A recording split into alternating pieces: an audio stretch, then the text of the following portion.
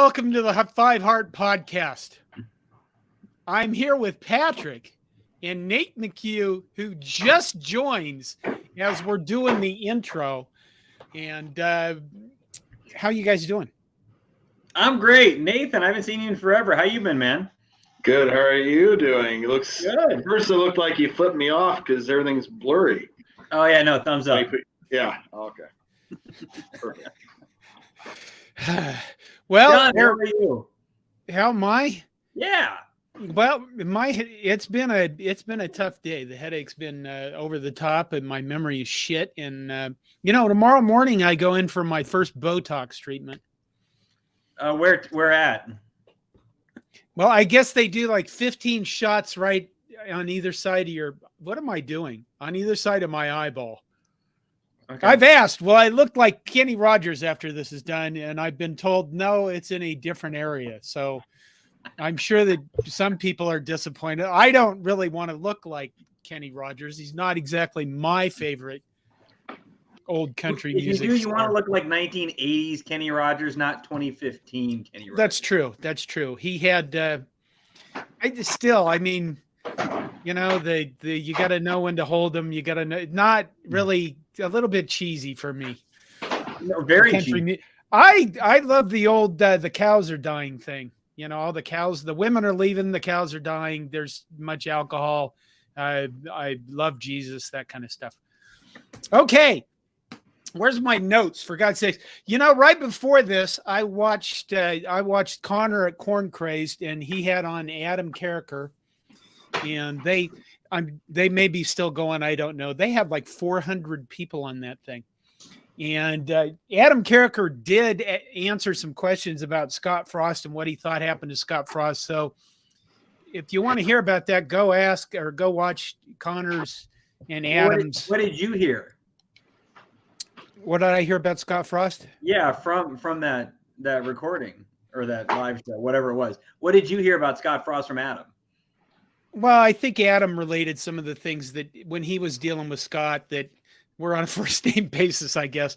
When he was dealing with him, he just brought up some things that he talked about and felt that he never escaped some demons from his past. And I'd encourage you all to go look at it. I got a really bad joke for that one. I'm not going to say it. That's good. My position on all of this is it's a new season. It's a new year. Let's move the fuck on.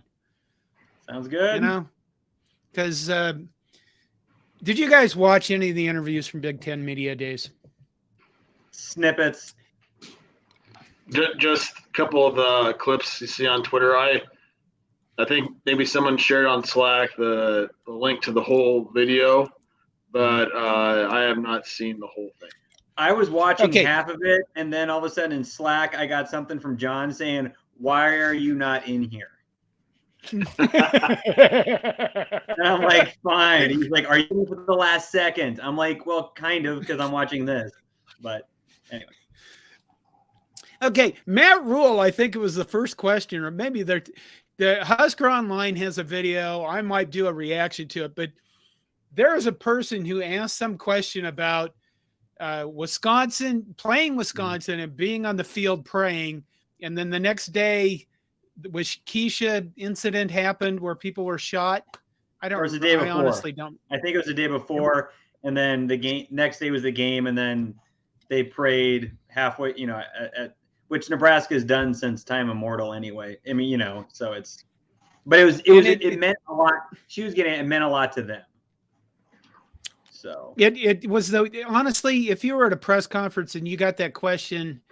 It had to be, I mean, for a lot of people, Nebraska Twitter went on and on about it. But what I thought it showed to me, and by the way, these are the things that I take away from Big Ten Media Days, is how do people talk? How do they look? How do they respond to things? Are they prepared to go? Are they mature? Can they handle being in the limelight? Because I think those things are important. But basically, Matt Rule has asked this kind of actually bizarre question. And then he was asked, you know, how do you make sure your culture continues around this idea of praying or, you know, togetherness? And Matt Rule, son of a pastor, answered that question probably as best as anybody could, being thrown some weird question out of left field. And And I just that to me represents probably in 2 minutes or less, or like 2 minute, a 30-second question and a 2-minute answer probably represents our coach better than anything I can think of. Whereas last year, he really did a great job.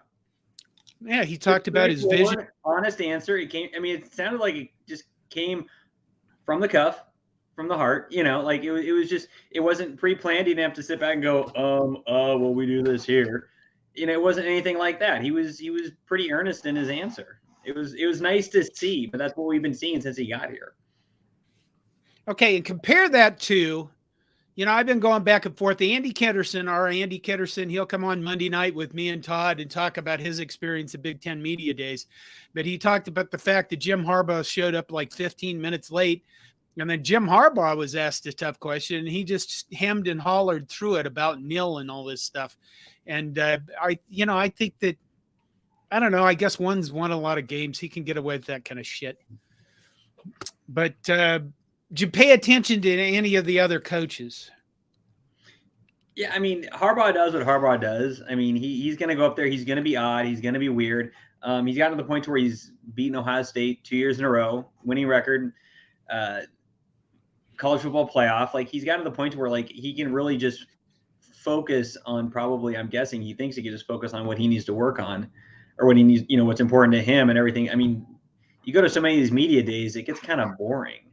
You don't get a lot out of these media days. It's nothing special. Even the press is like, why do we go? Why do they have them? There's not a whole lot going on. In Big Ten, there's a lot going on right now, which we can get to later.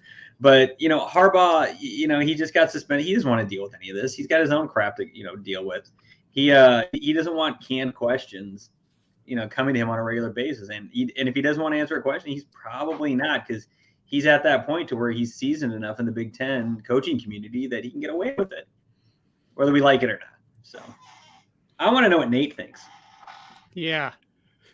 I've always been told that, there's nothing wrong with listening, and that's kind of what I was doing. So, no, I was given a present yesterday when I opened up an article about the car salesman from Minnesota, about, this cult-like figure that, he has his players, applaud him as he walks in the room, and if it's not good enough, then then they have to come back, or that he would re-enter the room. Should I read this? Sure, go ahead. Okay, this is from the article Nate is referring. It says Dan Nickel, Minnesota's head football strength and conditioning coach, who followed Fleck over from Western Michigan, blah blah blah, gathered the team together after Fleck was hired. One of the former players said the instruction was simple: clap whenever Fleck entered the locker room. And the player says, we had to practice giving Fleck ovations, standing ovations, multiple times. The first time because some other people in the back were not moving as quick as he wanted. Two other former players said that Fleck would re-enter a room if he didn't like the ovation he received. That's what you're referring to? Yes. So I loved it. It was my favorite article I've read this week, because there's nothing I would love more than to see PJ Fleck just go down in flames because he beats us, and he looks so I would say the difference between him and Matt Rule, if they were both car salesmen, Matt Rule feels like he's genuine, right? But he's, I can still tell, like you say, he's a son of a preacher. It sounds like he's got his own thing, right? But with PJ Fleck, I'm just like, it's just not genuine. I just can't see how these players are buying into him. I'm not in front of him when he is addressing the team and all that. And with that said, one of the clips I did watch was his reaction, or his response to a question about, what was it? It was, some of the players who were complaining about, it's the physical punishment because that is against, I think, NCAA rules now, and that you can't punish a player with physical activity. And so he actually had a really good response, and it didn't feel fake to me.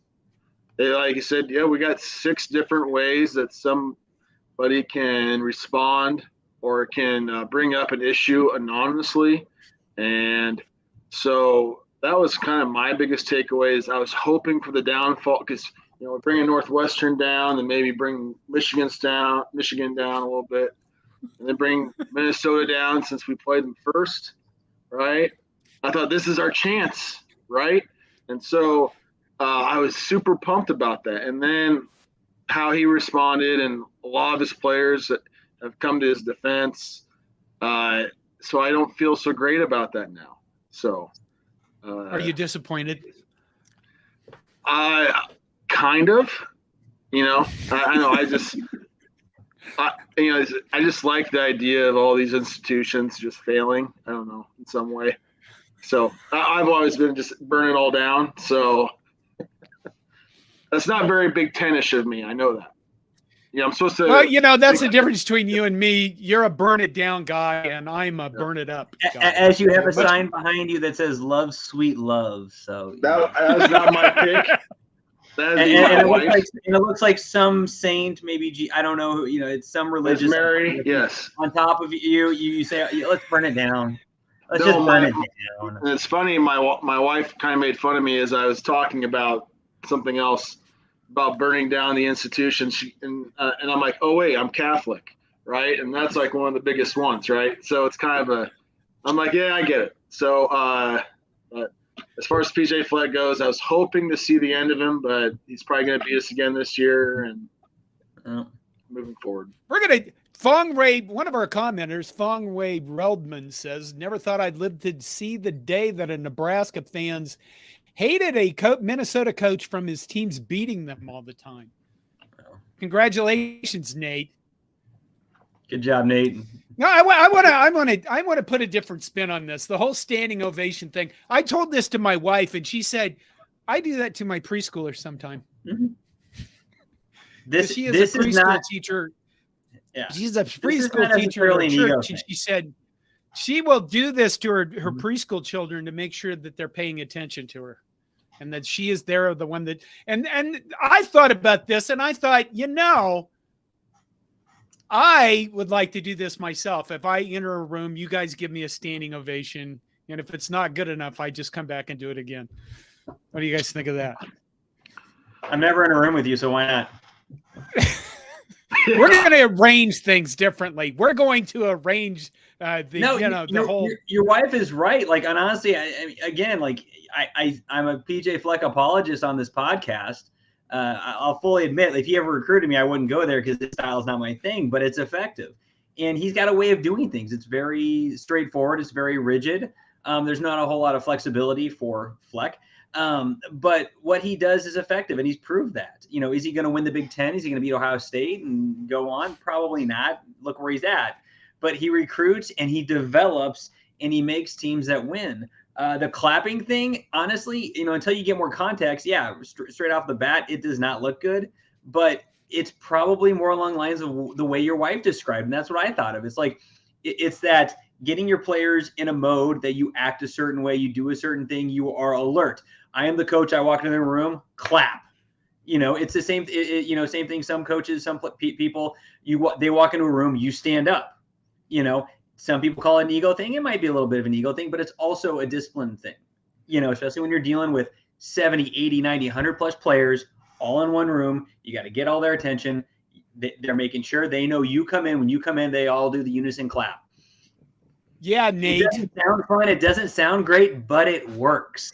Okay, so and maybe because I'm so biased against him, that when I hear clap, I was thinking it was like an applause of him walking in the room, not a rhythmic, like more militaristic. Yes, like cult. Like cult. You mean that's what I like cheering and like So that's how I pictured it in my mind. Yeah, and I went the military, what I just described route because of what I know of how he runs his operation. all those acronyms would drive me up a wall, but for a lot of people, they work. Like like everything I've seen about him, how he acts, how he operates, this to me makes sense. And he's proving it works. And, when it comes down to a lot of the hazing and stuff like that, the Fleck Bank and all that stuff, like it was pretty easily shown to be bupkis, to be honest. All the punishment for screwing up, he straight up said he wouldn't, that was not the case in any way, shape, or form. So, I mean, yeah. Dion Pryor commenter says Fleck is now tarnished and deservedly so. I don't think so, because that same story has been around for 2 or 3 years now, and it's been the same players, the same former disgruntled the players that have come out and with this story about PJ Fleck. The difference between this and the Northwestern thing, is that when the Northwestern news broke, none of the players really denied that stuff was going on. They supported Fitzgerald, but they didn't really deny that creepy, weird Camp Kenosha things were happening. Where in the case of Fleck, he had the story come out, and immediately a whole bunch of players came out and said that these people that are whining about this are just whiners and stuff like that. But this won't really go anywhere, I don't think. Any other coaches, any other? We have time to fill, for God's sake. I mean, this is what stinks about these media days anymore, is that vast majority of the coaches go up there, they give basic canned answers. I mean, I think Andy said after Rule is done, a lot of the press left for when Luke Fickell came on.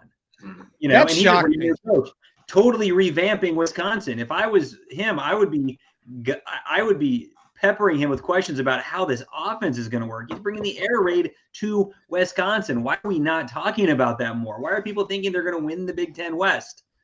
I mean, they are doing a total overhaul of their offense. Like, that is just absurd. And for some reason, it's like, it's Fickell. It's Wisconsin. We're going to get, at worst 6 wins, at best 10. This is a big overhaul in Wisconsin, but nobody really cares. Nobody's really asking. And that shocked me. A lot of guys just had canned answers, Yeah, that shocked me that Andy said that everybody got up and left when Luke Fickell was there. Does that? Go ahead, Matt. Matt. Harold. Nice. Sally. So I would like to ask Andy. Was it everyone that jumped up? Was it the 10 media members from Nebraska that left, to go talk to Rule afterwards? Because what I'm learning more and more is how, because I think that Sean Callahan said regarding Northwestern, they don't even have a beat writer. They have the school newspaper, and then they have maybe the Chicago Tribune guy comes in every now and then. They don't have like a guy who's dedicated, or woman, sorry, who's dedicated solely to Northwestern. And so I think we kind of picture that Wisconsin, and they have all these media members there, and what Husker Online sent 3 themselves, doesn't include the Omaha World Herald or the Athletic, which is Mitch Sherman, so it's like they might have all left because they were, Nebraska media. I don't know. He was going back and forth with me on Slack a little bit, and he did in his notes. He said, "I'm going to call from the article on Core Nation. That website you should check out once in a while. I'm going to call the Matt Rule Q&A a win as the masses started breaking for the bathroom as Jerry DiNardo was introducing Fickell." And he did on Slack, he did say, I'm standing in line trying to talk to Matt Rule. And he commented, my God, this long line wanting to talk to Matt Rule. And apparently it's because they all left the Luke Fickell thing, which again, I guess I find shocking that I to some level, I mean, of course, Nebraska should be more covered than frickin' Wisconsin, because people love us. People want us to be good again. I don't want Minnesota to be good. They don't remember the last time Minnesota was good because they weren't alive. It was the 1950s. Yeah, Yeah, that's true. That's true. Okay. So there's the Luke Fickell thing. Mel Tucker. Anybody watched Mel Tucker? Nope. No. I mean, my only comment about Mel Tucker is it like a requirement you have to be a cranky son of a bitch to coach for Michigan State? You remember Mark D'Antonio, how cranky he was all the time? He was just an angry little man. And And it's weird because Michigan State has an absolutely gorgeous campus. How can you be gruff there? Oh, I have notes, and I went by them. I should close all this stuff off. You know, Matt Kirk Ferentz, Harbaugh. or do you want to stay with? You want to stay with Michigan State? No, go ahead. That was my only comment on Michigan State. The only thing I saw from Kirk Ferentz was him defending his son because last year they averaged the same amount of points as they did in 2009. You know, it's just like, I mean, you gotta do what you gotta do to defend your son, but it's like, man, like football's changed a lot in 14 years. You know. He compared the 2009 defense or something. The 2009 offense for Iowa. I was thinking, my thought on that was, if we compared every Nebraska team to the 2009 defense and said, well, we only should have to score 20 points a game because the 2009 defense was so good. That's kind of a weird way to look at things. I guess it's an excuse if you have your son coaching your offensive coordination. You also got to look back on how the Big Ten was back then. I think that was back still when Michigan and Ohio State were kind of in a little bit of a down era. Michigan State was doing well. Brady Hoke? Yeah, I think 2009 or was that Rodriguez? I'm trying to remember now. One of those two, but they were really both the same. Yeah. Well, yes and no. Well, they came in with high hopes and didn't live up to them. We're gonna go with it. But you also got to look at that, the time frame of what he's talking about. Who is he going up against? Style of ball. It was different. He's whatever. He'll be there till he doesn't want to be. What else? I have some other things I took away from Big Ten media days. Yeah, this is one that I just found just wildly interesting. Matt Rule says offensive line coach Donovan Raiola is doing a book club with the team. That's incredible. This comes from Lauren Mickelson, and I'll be honest, I am not sure who that is. But she's a reporter for like Fox, or I don't know who the hell it is. But Donovan Raiola, the offensive line coach, is doing a book club with the team. He seems like a big Babysitters Club fan. I would say, what are we going to do if we find out it's Harry Potter, right? Angela asks. Bree will be elated. How old is Donovan Raiola? He's got to be 45. Is he that old? When you're hitting 45, you're going back to World War II and start reading books. Yeah, you're getting some Civil War books. Yeah. Who wants to learn how to make whiskey? Okay, there's a standing. Let's see. Oh, come on. I 40. have the other one. He's 40. Oh, he's 40. All right. Matt Rule had a short video clip where he was standing with Ethan Piper, and somebody, I think Hail Varsity, did a short clip they put out where Matt Rule was standing. I'm repeating myself. This is how bad my brain is doing. Anyway, Matt Rule asked Ethan Piper if he was standing at the edge of a cliff, and Ethan Piper had his hands on both Donovan Raiola and Matt Rule at the edge of a cliff, and he had to let one go and save the other one. Who would he save? And Ethan Piper, before he even finishes the question, goes, "You know who I'm going to pick. You know who I'm going to pick." And he says Donovan Raiola. And I thought, that's kind of it was cute. It was cute. And I thought, okay, I realize that coaches and players they can build a Stockholm syndrome kind of thing going together, but still at the same time, do you think you'd heard that last year or any of that kind of stuff? You know why he said I think he said it for a different reason. It wasn't because of that. It was because he has to deal with Donovan on an everyday basis. Donovan can make his life hell if Donovan wants to. Rule, it's like, you suck, I'll talk to you in like 3 days.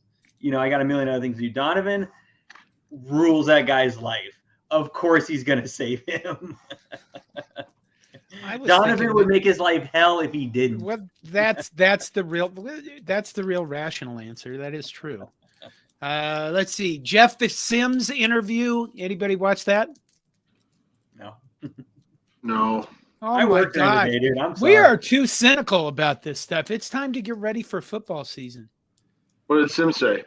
Yeah, well, I guess what I took away from that is he talked about Xavier Betts. The fastest players on the team. Yeah, fastest players on the team. Malachi Coleman, who is a freshman, and Xavier Betts, who has come back to play. So, I mean, he didn't mention Joshua Fleeks or Billy Kemp, but, I just thought that was interesting as well. Well, you're guaranteed to piss off the entire wide receiver room. Well, that is true. Half the secondary, That's true. You have rational answers for these things. Why do you bring me on here? I'm desperate.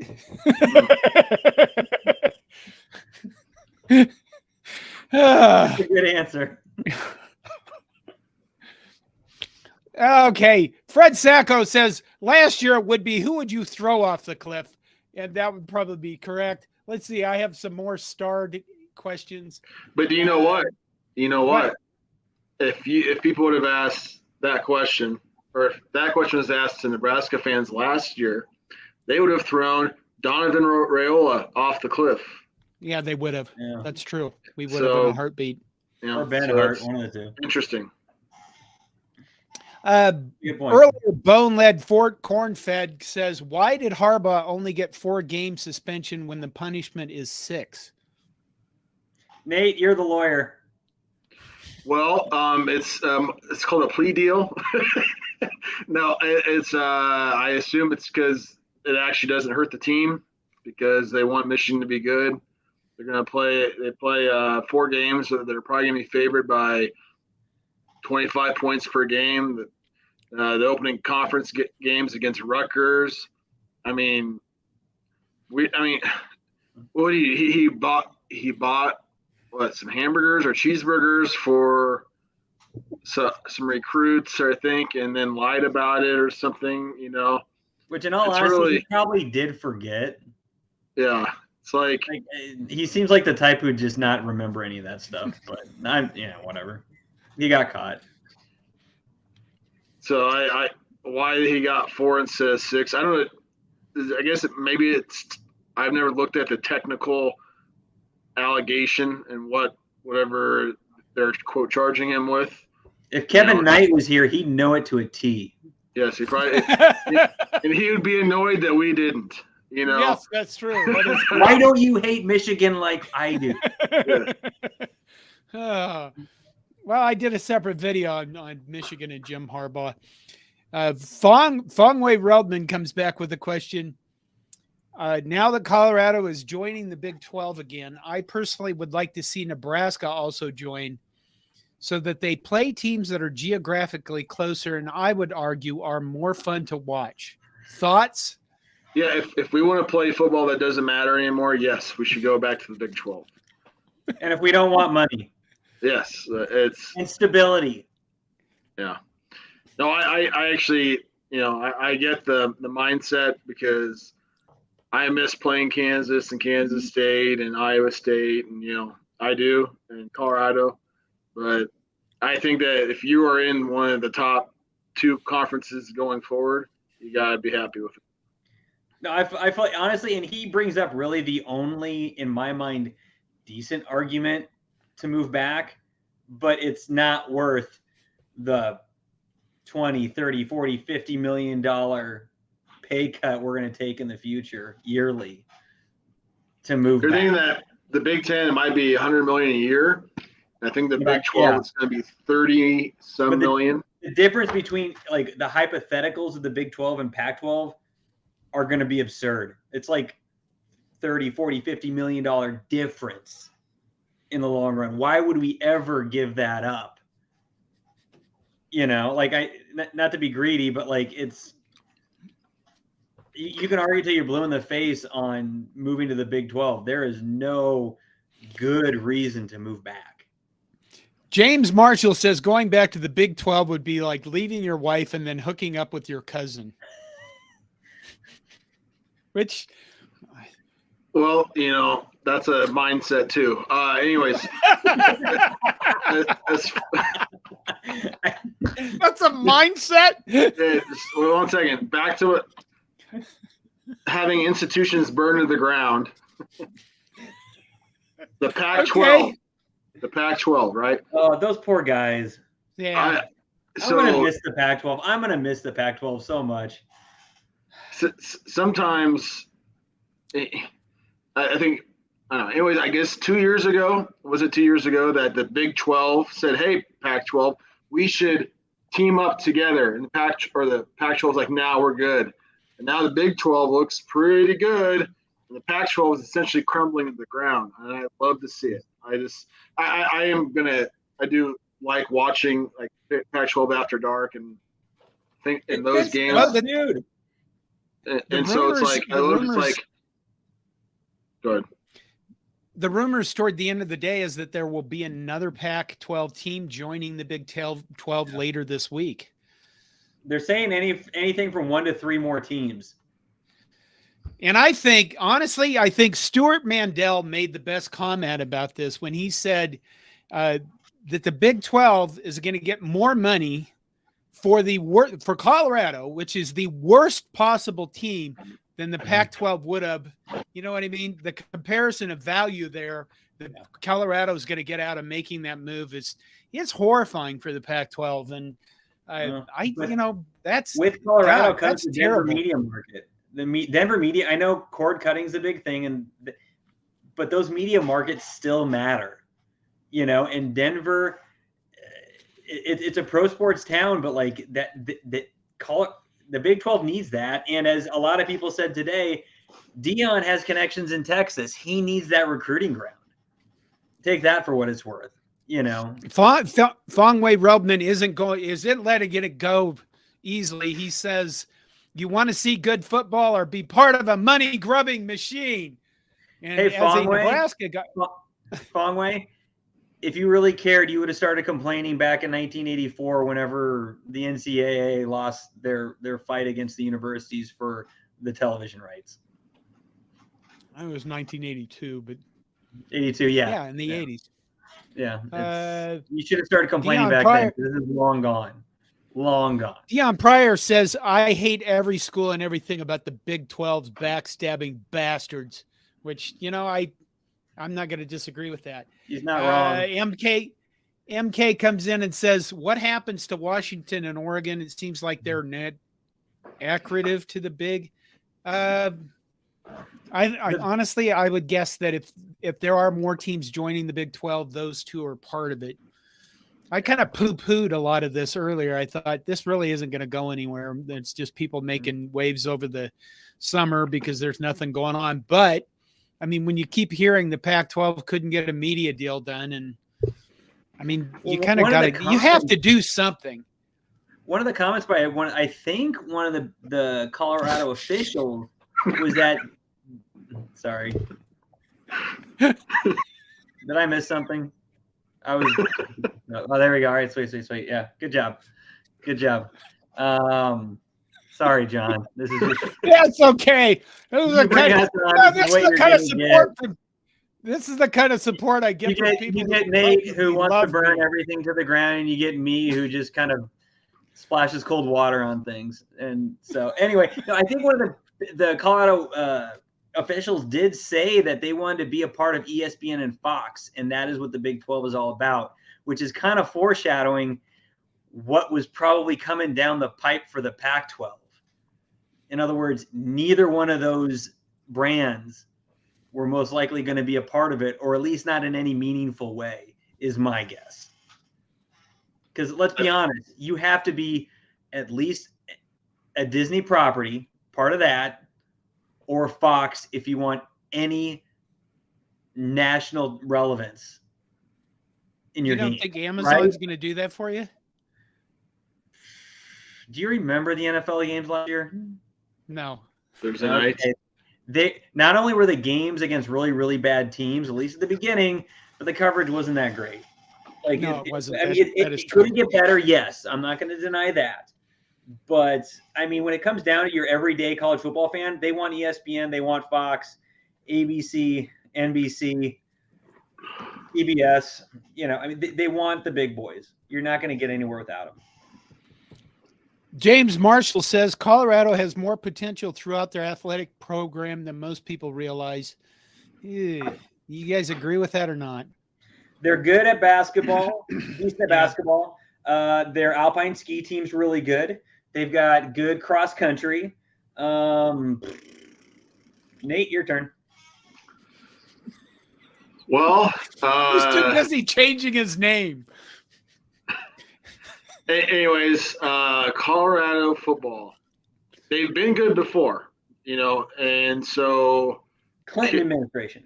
yeah, it's in, you know, is there potential? Sure, but the thing is, I don't think Deion's either gonna get fired or he's gonna get a really good job, like an NFL job, right? Or SEC, And- let's be honest. Yeah. And that's why I'm not entirely sure what's the attraction to bring Colorado to the Big 12 besides the Denver media market, right? Mm-hmm. I sure hope it's not that thinking, oh, Deion's going to build something, because I think he's going to be gone. I give him 3 years most, and he's going to be fired. He's going to be an NFL coach, I think, or SEC coach. So I don't think Colorado's delusional about it either. Oh, I don't think so either. Like, I think they're using him as a springboard into the Big 12, partially. You know, they bring some stuff to the table, but in terms of the stuff like we care about, they really don't. You know. I was going to, you know, you see how bad my memory. The money grubbing comment. You know, Nebraska needs that. I mean, we just don't have the population. We don't have the size. I think we do have people with a lot of money that'll contribute to the program, but we do not have, other than our massive amounts of love for our college teams beyond football, we don't have the ability to just generate shit tons of our own money.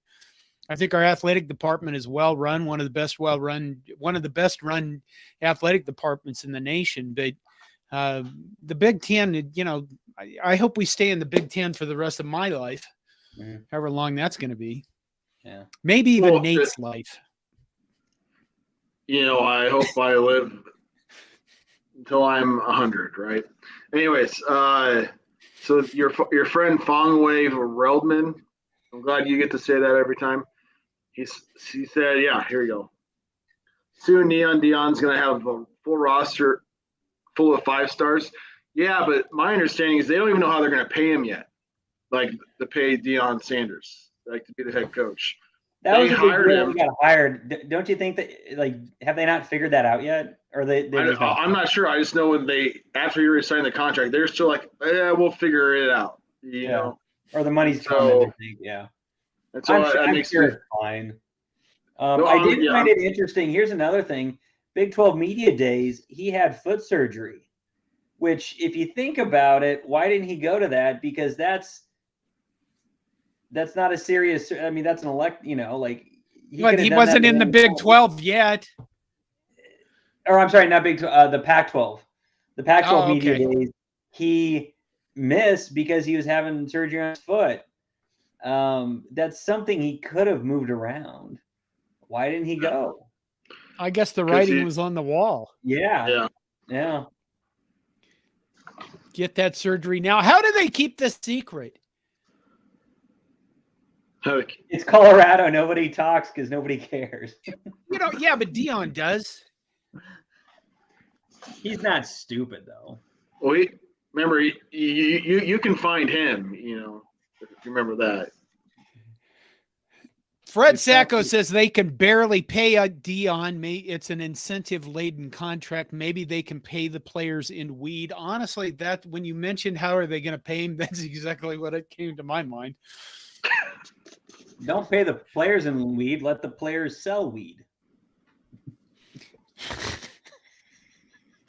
Oh my God. NIL deals from pot shops. If they can't do it with alcohol and tobacco, I highly doubt one is going to be able to.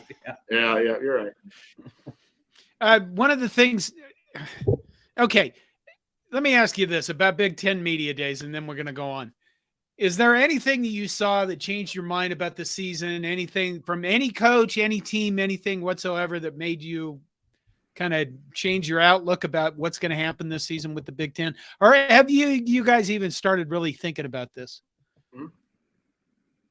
It's Big Ten Media Days. You're not going to, I don't expect to get any of that information out of it, to be honest with you. I get more out of the Phil Steele book than I do out of those things. And even those are kind of, so-so. Coaches aren't going to give you a whole lot. I mean, we knew going in that Northwestern was going to be in trouble. We knew as of yesterday, Michigan is in trouble, but it's not going to matter. We know that Wisconsin's got a new coach, Nebraska's got a new coach, Purdue's got a new coach, Indiana's probably still going to suck. With Minnesota was kind of the big thing, but that's turned into a big nothing burger. Iowa's going to not play offense again, even though they got an adequate quarterback. In terms of the East, you've got Rutgers, who's going to be okay. Maryland, I think, is going to be better than people expect, but I didn't get that from Big Ten Media Days. Ryan Day, I think I probably would sleep through when he talks. I honestly, they should have had, representation from USC and UCLA. That would have made it a lot more interesting. Oh, that's true. You just don't get anything out of these things to me. That's all.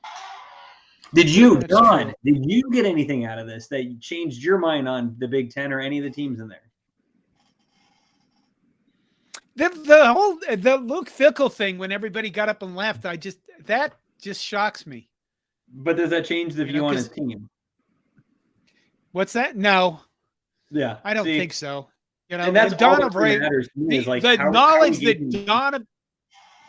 knowledge that Donovan Raiola has a book club with the team is just I want to know more information about that because I guess I'm right.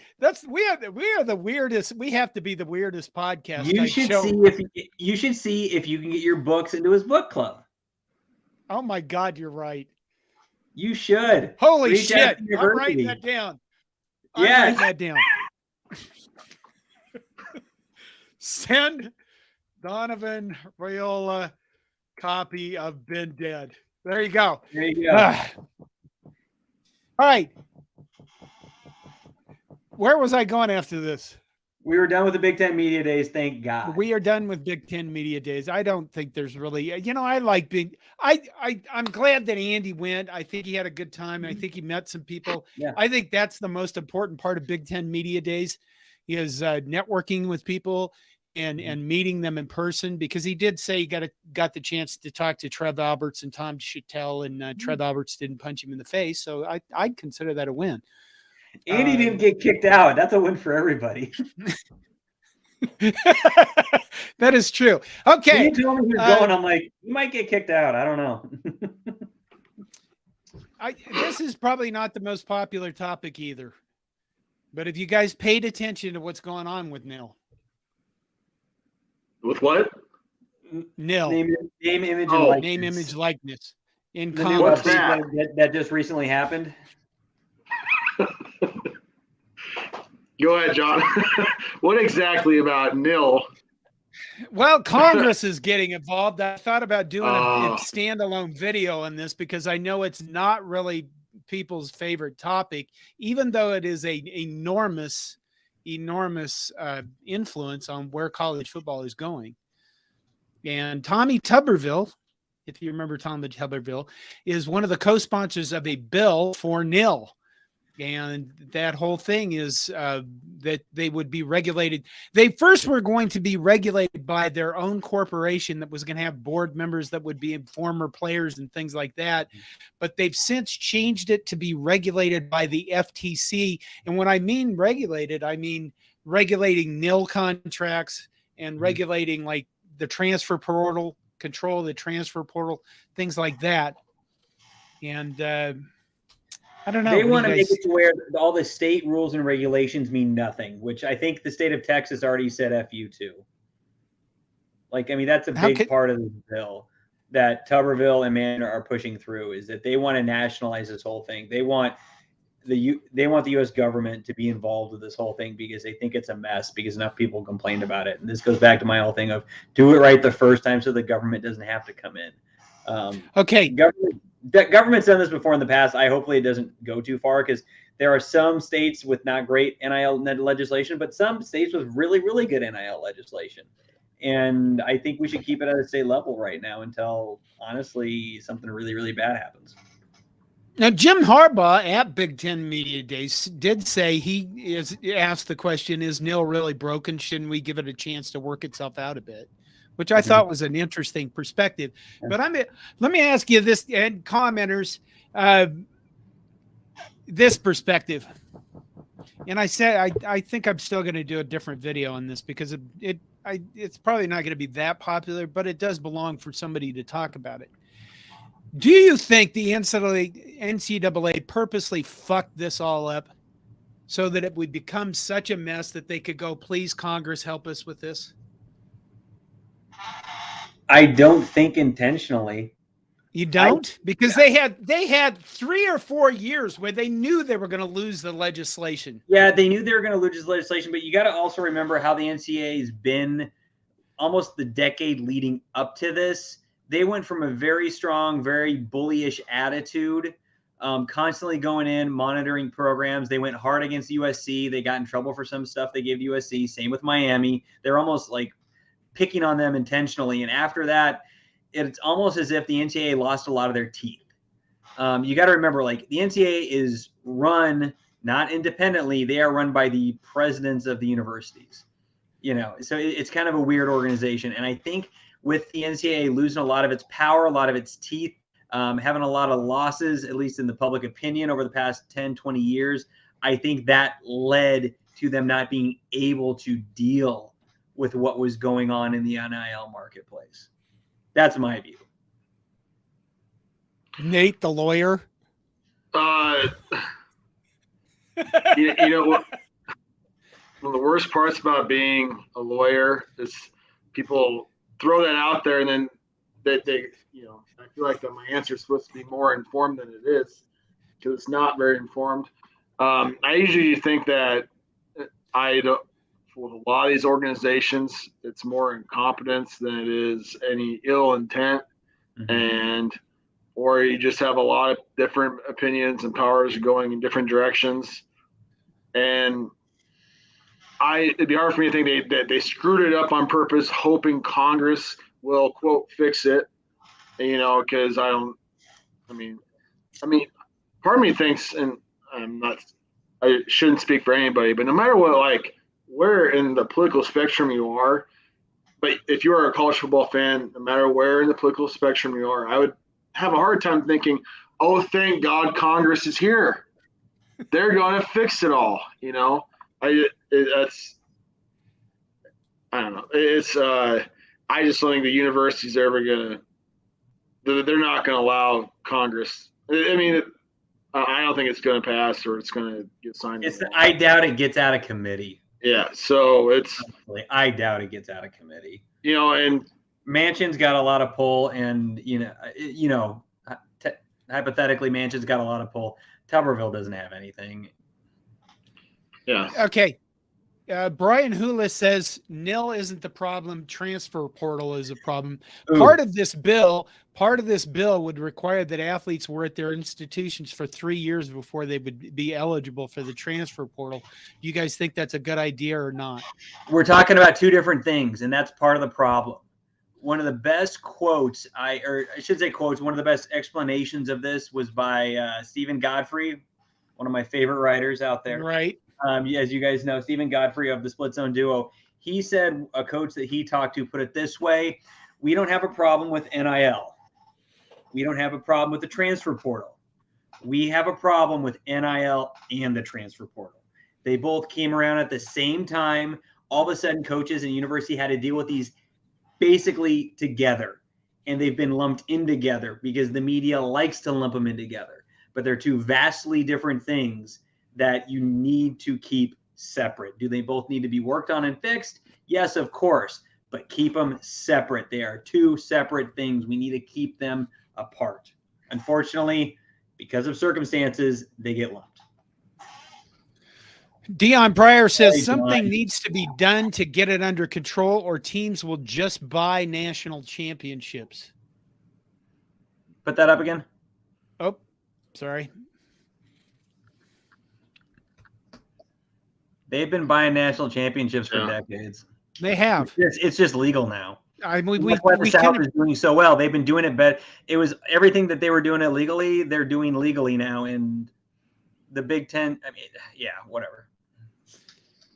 It is kind of the same rich teams I mean, it has been mostly the teams that have a lot of money that are basically in contention for national titles. So I don't know if that makes, we all complain about the haves and the have-nots, but the have-nots and the haves, that separation has been in college football for freaking decades. Look at college football back 100 years ago. John, all the articles you and I have been going back and forth on, a lot of the same problems we have now were there back in the 1900s, 1910s, 1920s. And paying players, the monetization of the sport, it's always been there, just in different forms. James Marshall says, like Alabama was already doing. I talked about watching Connor, Hayden from Corn Craze, and Adam Carricker talk to each other. Adam did talk about how when he went into the NFL, all the other players that were from the SEC were talking about the deals they got in college when he didn't get any of those. And I think we knew that already, but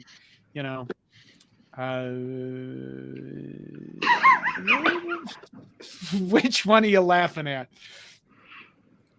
Dion Pryor says need salary caps. We can't have salary caps. Here's the problem with this stuff. How do you do salary caps? Yeah, they're not getting paid by universities. Yeah, this is like John, the offensive lineman, going out and doing a lawn care business and getting paid. Like, right. How do you put a salary cap? Yeah. Let's see. Like Alabama was already doing. Brian Hula says, for God's sake, government fucks everything up. Don't let the feds get involved. See, that's where I go back to how did we get here and thinking that I think the NCAA did this on purpose. They just said, we can't do anything about it. Yes, come on. I'm with come on. So you think it was just plain incompetence? Yeah. You're giving them a lot of credit. You are. You really are. Okay. Like, I think they got caught flat-footed, just plain and simple. But you can't be flat-footed for years. The biggest thing okay.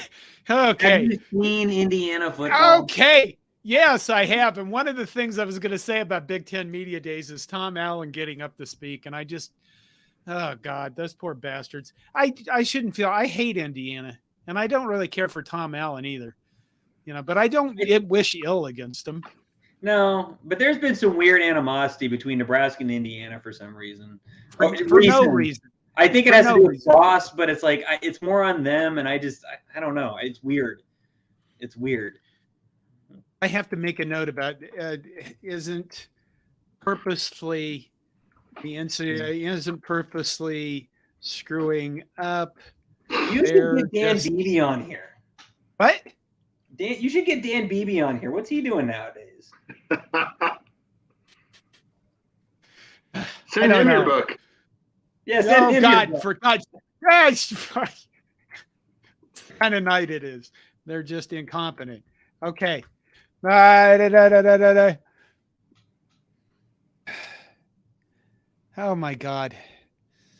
This is why we need Greg here. Go ahead. The media also voted on. Did we already talk about that? We kind of glazed over it on for the divisions, right? And yeah, I think the Michigan was by far and away. They are picked to win their division, which isn't a surprise. Second, obviously, is going to be Ohio State, but Penn State, I think, might have a chance to surprise some people In the West, They've it's got- wide open. Penn State has a phenomenal team on paper. Yep. They really do. They have a So- what? Phenomenal team on paper, at least. Penn State should be really good. And on the West side, Wisconsin, had the most votes, but Iowa got a few. I think Illinois might have got one. Minnesota got one. And anyways, but I think Patrick mentioned that it's crazy that Wisconsin is picked to win the division when they're completely revamping their offense. And, they were 7-6 last year, maybe. Yeah. So Nebraska's picked 5th in the division. It's like, Which is fine. Okay. Yeah. Yeah, the Wisconsin thing, I'm just like, I get why people are picking them, but they're gutting their offense. Like, they're totally getting a brand new offense. Like, that's gonna Nebraska's done that. We are too, though. Huh? We are too. We are No, we're not. we're not going from Power I running to air raid. I don't think they're running the air raid like you. It's not going to be Mike Leach's air raid. No, but it's a variation of the air raid, and dude, they don't pass there. Like, they're going to start passing. They're pulling on Nebraska. They're literally going from what works to something else. You know, Where most coaches would do a gradual. I mean, I don't know. It's going to be interesting. I wouldn't have picked Iowa just because I'm not sure about their offense at all. Illinois should be okay. We'll see what happens. They got a new defensive coordinator, or Minnesota. Like, I would have picked them over Wisconsin just based off of logic. I don't know. I probably would have. If I had to vote, it would have been Iowa, just because it's kind of who else am I going to pick? Yeah. They got the Michigan quarterback who won a lot of. McNamara or whatever, that won a lot of games. They lost a lot on defense, but you kind of just expect Iowa at this point. They'll reload. They'll be fine on defense. And so it's kind of like, but could they go 6-6? Yeah. That's just it. Yeah. Yeah. Like, the top of the Big Ten West could be kind of a bloodbath. Yeah. Honestly. And I'd love to see it. Keep it interesting. Okay. Bongwei Reldon says, to simplify, until Nebraska gets more speed on the field and less slowness, going to be tough. Former coach George Darlington, has alluded to this. One of the things Matt Rule did say, that when he was unemployed and when he was, I think, maybe first employed by Nebraska, he went out and started looking at tapes. He and the other coaches started looking at tapes of the 2023 games and the 2023 class and the recruits that they were going to be after. And he concluded that Nebraska has a lot of talent. I think everybody said that during Frost's tenure. Even opposing coaches, like, they've got talent. They're just not doing anything with it. Yeah, they said that we usually won coming off the bus, right? That's what they said about Nebraska. And then we'd actually start playing, and then we look incompetent. They also kind of like the NCAA. Yeah. Okay. Seriously, like, on paper, we're fine, but. Living in David Matney, a regular, says, good evening. Question, what is our record after 3 games? 1-2. Sorry, 2-1. Nobody can see your fingers. I'm going to say 2-1. 1-2? Yeah, I know. I was thinking. Yes, sorry. 2-1. 2-1. 2-1. Yeah. For sure we lose to Minnesota. That's where I'm starting, right? Why? Because I think they have an established identity that they develop. Yeah, it's one of those things, until I see otherwise, I don't really know why I should expect us to beat them, particularly in game 1 of a new coaching staff, and so it's an away game. Yeah, so I mean, there's a lot of things against Nebraska going into this. Doesn't mean they couldn't win, which would be awesome. But, just like if I was a non-Nebraska fan looking at this and looking at records, and I wouldn't pick Nebraska. Just we have no idea. We have no idea how this team's going to be. They should be. We hope they are. Drink the Kool-Aid, but we have no idea. We have no idea how the Nebraska team's going to be. We played Michigan in the 5th game of the season. Harbaugh's first game. Yeah, Jim Harbaugh is suspended for the first 4. Mm-hmm. So what do you think Nebraska's record is going into Michigan? Illinois is our first game, right? No, Minnesota. I'm sorry, Minnesota. Colorado. 2 non-conference, Colorado, Michigan. Okay. Play like Northern Illinois. Yeah, you're right, Northern Illinois. I say pot 3-1. So this is where I'm at on it. There's something about Colorado. And we should have beat them the last 2 times we played them, right? But But if you're trying to be logical and I mean they won 1 game last year, right? Yes. And so he's revamping the entire roster. So there really is no reason why I should expect us to lose that game. But part of me is thinking 2-2. And Scott Frost broke us, man. What? Scott Frost broke us. He might have broke us. Honestly, we should beat Colorado. Yeah. But I'm still also thinking we could totally lose. So no, everybody is so come on, once bitten, twice shy that we're not ready to declare. Yeah, come on, you guys. I look at the other podcasts that are out there, Nebraska people, and they're all like cocksure. Cocksure is the phrase. They are cocksure that we're going to have a much better team. The only Nebraska podcast I listen to is no longer out there. Oh, it's Big Red podcast. Yeah. I mean, you see people coming up with reasons for things like, we didn't have a kicking game before, now we should have a kicking game. That should win us 3 or 4 more games. Oh my God. You just saw that? Yeah. Okay, wait. These comments is too fast. Fred Sacco says 4-0, then we upset Jim Burger Time Harbaugh. That would be nice. Because, I mean, if we're 4-0, do you think if we're 4-0 coming into that game, that's super nice, John.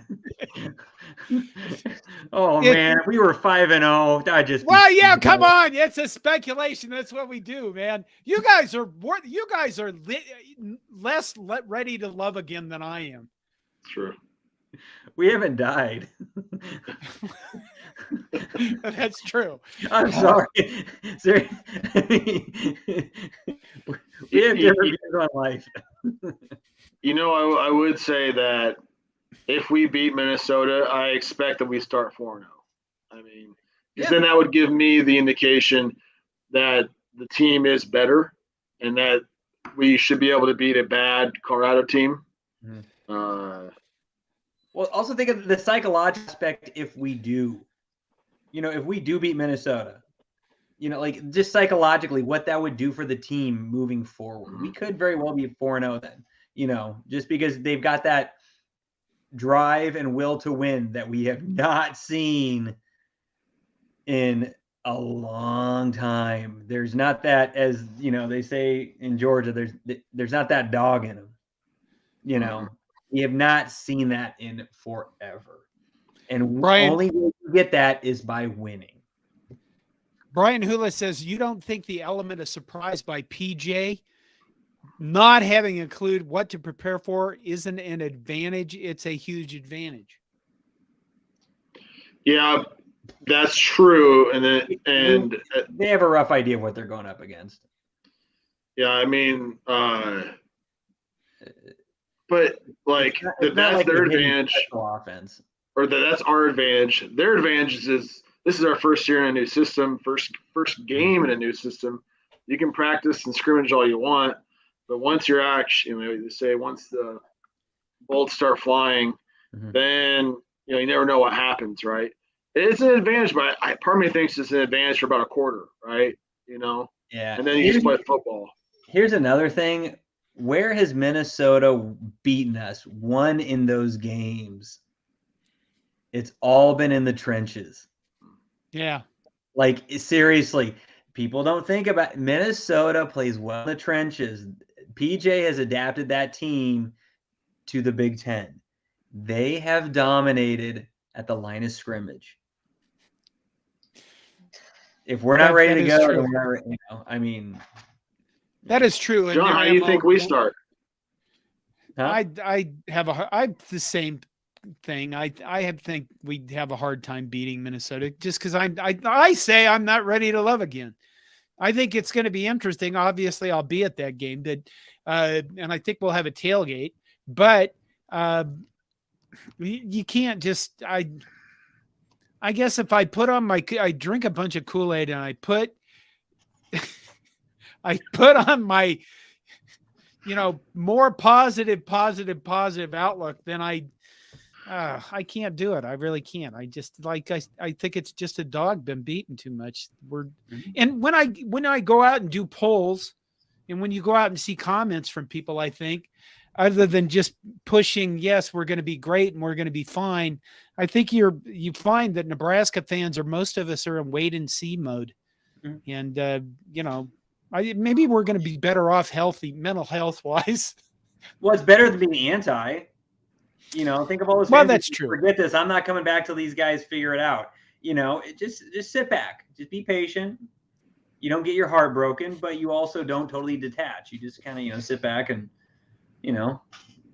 logically root for a team. Fred Sacco says, when we beat Minnesota, our players should give PJ a standing ovation on the sideline. I agree with this. We should try as much. Corby Kobus says, I think Nebraska has a better defined identity than Colorado. You have guys there that have played together in previous seasons versus a bunch of kids thrown together at the last minute. You also have a bunch of kids in Colorado who are high-level players who are used to being studs on their own, expected to play together. Does that make you feel better, Nate? What? Which part? His comment? Yeah.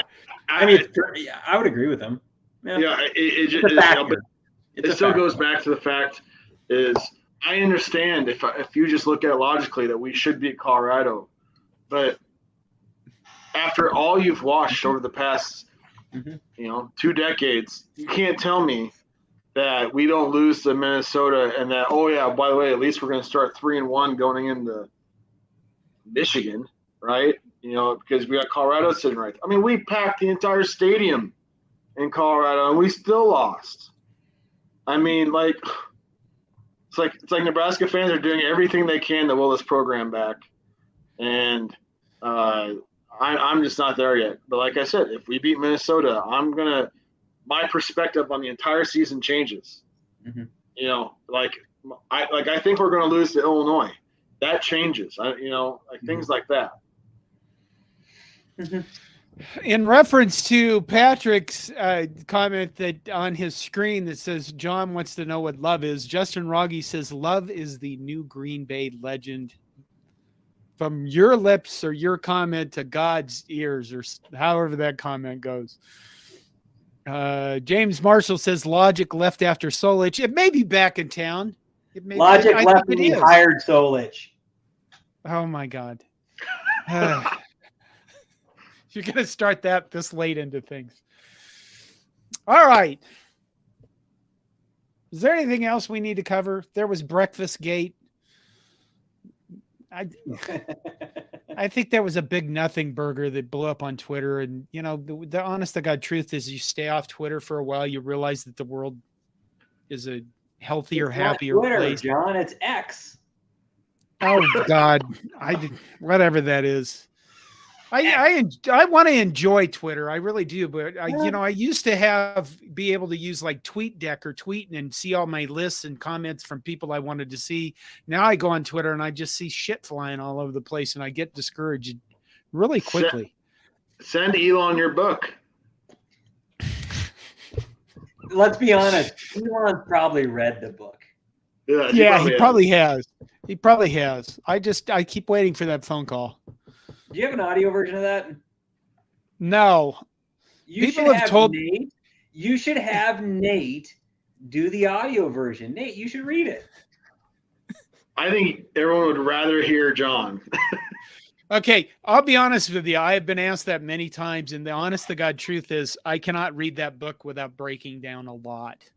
Because when I wrote that book, I cried, but when I edited, I cried. When I wrote it, I cried. It's a mess for me. And I know that people are like, we want to hear this in your voice. Well, what you'd hear is, you know, it would not be a pretty thing. So no, there isn't really an audio. You do John a solid. Read it into a microphone so we could sell it. Okay, John, buy me the equipment. I'll do it for you. Well, you bullshit. You know what I'm going to do? I'm going to send this in. Donovan Royola, please read my book into a... I need an audio version. One talked, you know, audio voiced by a great offensive line coach from Nebraska. And that's if you break it down, that's really what we want to see. Okay, just a couple more questions, and then we're gonna have to go because I need to go. Like, I don't know, take drugs or something. Okay, Fred never disappoints. Fred Sacco, all we have to do to beat Illinois is to cut Brett Bielema's cables, and he'll float away. He does look good in orange, I tell you that. Tony Waslin says, who is the next school that would join the Big 12? I would bet on Oregon because, I mean, if you went through the Pac-12, why not? I think they're waiting. What are you guys shaking your heads? What? I think they're waiting too. I don't think they're coming to the Big 10 right away because that would be a cut into everybody's share. Big 12. But I don't know if they're gonna wait. I know.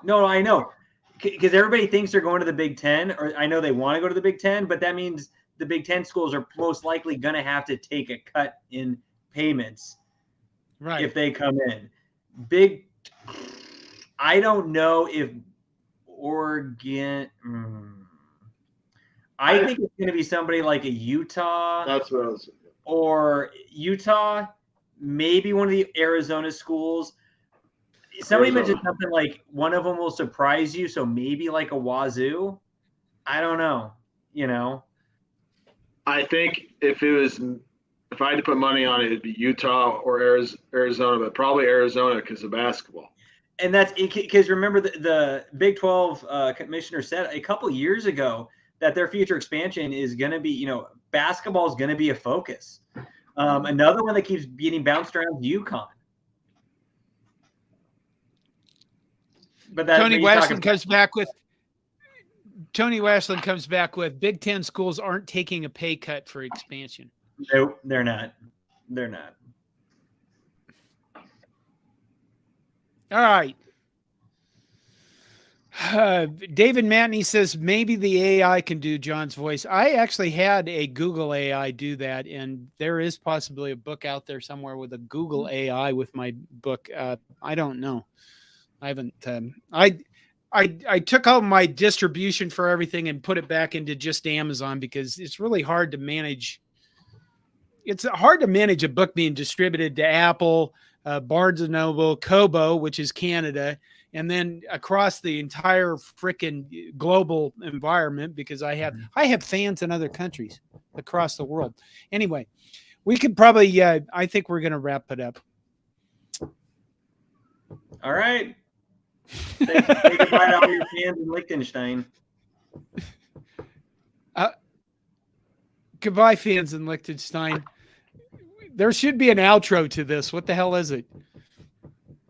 This is why I let Greg do everything on this podcast. Greg says something about 5 hearts is all you need. Go Big Red. And then John says 5 hearts. Good night from the 5 Heart Cop podcast because 5 hearts is all the hearts you need. And go Big Red. Dan Falter. Enthusiastic bunch. Okay. Good night. Thanks to all of you who joined us on YouTube and listen on the podcast. We are in transition of moving our podcast feed from Megaphone to Podbean. I don't know what the status of that is. And, but if you don't see the podcast yet, it's because it hasn't been completed in that process. We have a lot of stuff to work out before football season. And we're trying our best. We're bringing on new writers. I'm trying. There's going to be some things on YouTube that I'll announce at a later date that really haven't been announced yet. And we'll see what happens. I'm looking forward to a great Nebraska football season. And I guess just one more thing before I go. The last few years this is like our pep talk, even though I've already done the outro. The last few years have taken a great toll on all of us as Husker fans. They really have. I mean, if you look at, all the emotions that went into this stuff and it's the thing that everybody loves and kind of collects Nebraskans together. It's been a horrible experience. And I think the one thing that we can look forward to is, even if we're all not like raw stuff right now, I think the thing that we can look forward to is there is hope. There is a way forward, and hopefully we have the right coach and the right coaching staff as we move on through this season. Don't you think? I hope. Okay, good night, everybody. Thanks for joining us.